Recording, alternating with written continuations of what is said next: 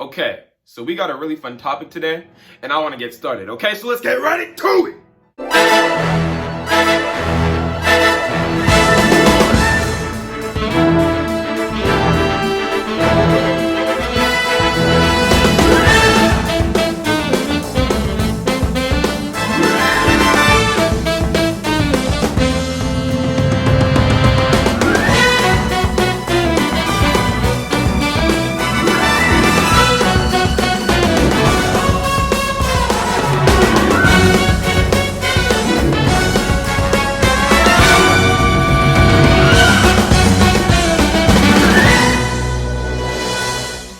Overhaul versus Elric.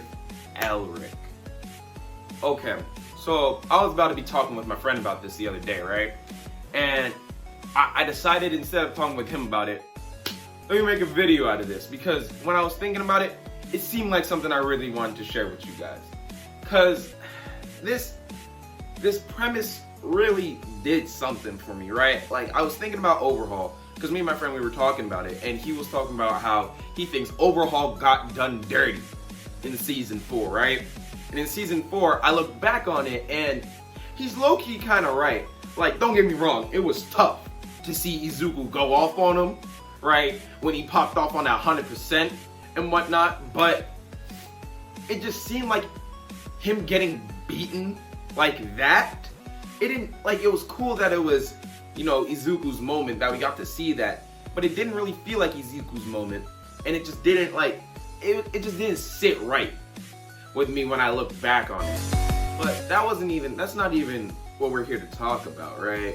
We're here to talk about him versus Elric. And the reason why we pinning them up is because when I was looking at Overhaul, I realized his abilities are on that low key reminding me of Elric's. You know how he'd be like morphing the ground, changing everything up on everybody.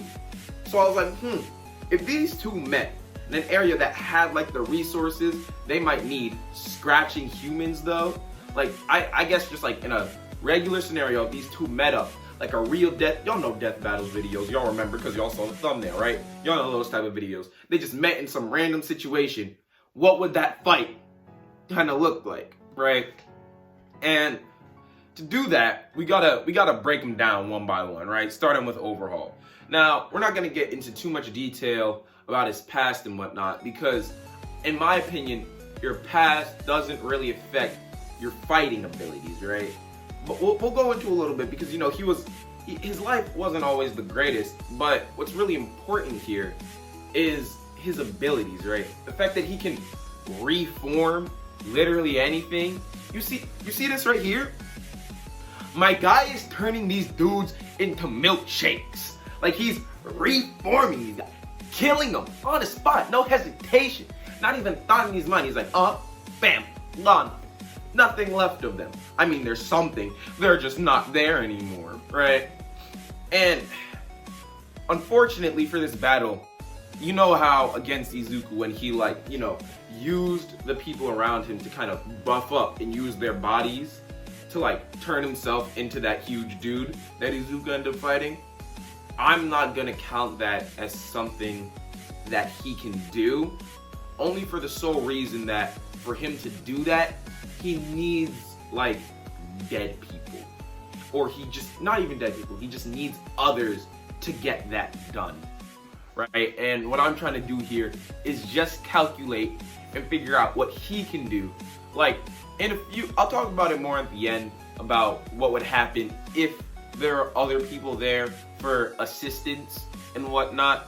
But what we really need to talk about is the fact that his powers, they're not godlike, but the fact that he can like lose his arm and then put it back on, if it's still there, like how he can deconstruct you and put you back together like it's nothing, like it's just a Tuesday, that to me is insane, right?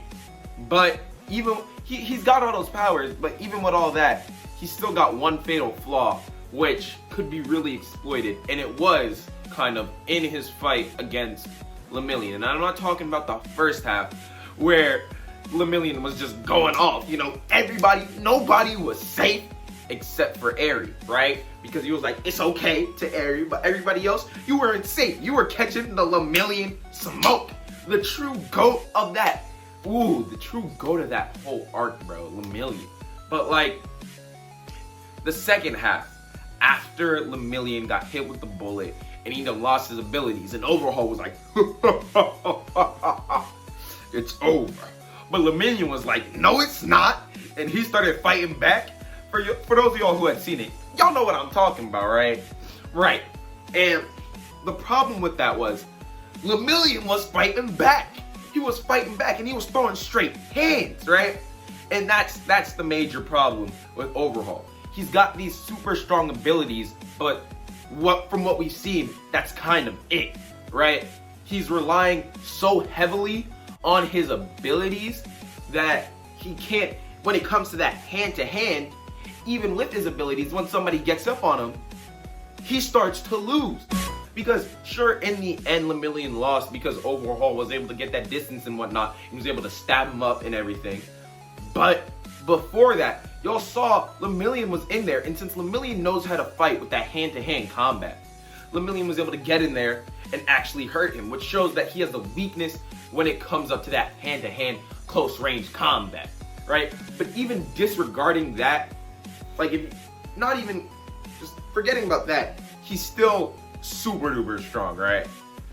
But let's get started on the GOAT. In my opinion, as I said in I think my last video, the best MC of the last decade, which I want to address right now.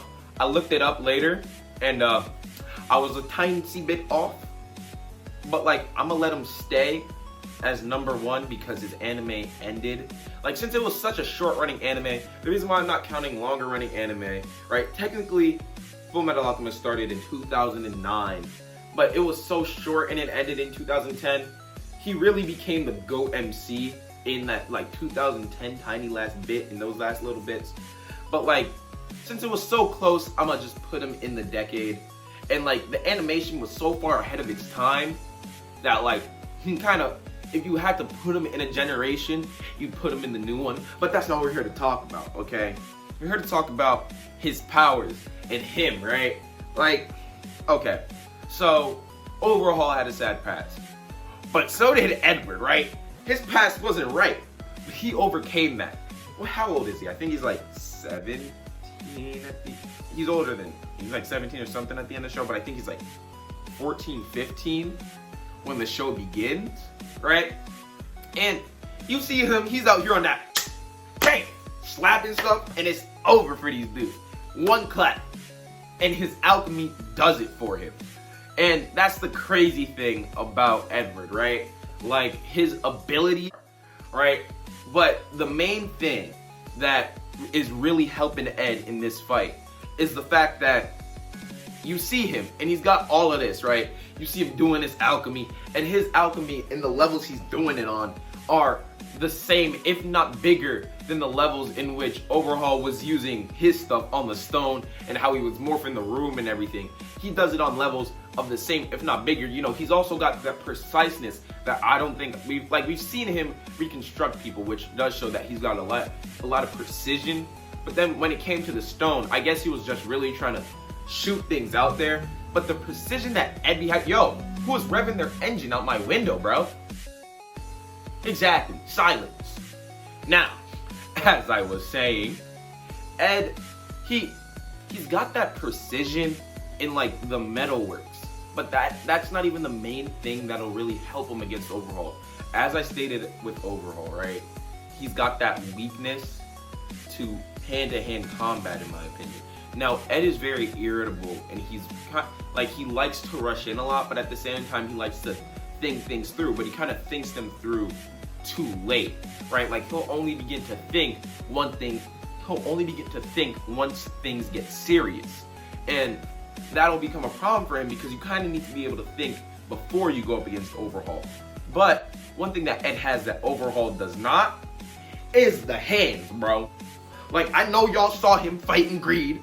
I know y'all saw him on the backflips. I know y'all saw him fighting Scar and all these. I know y'all saw him fighting Father. That's just some straight smoke. This dude was a god, and that was like, God and White rolled up on him and just started wiping the floor with this dude, right? Like, no hesitation. Rolled up and was just fighting him. Squabby. Didn't even think about it.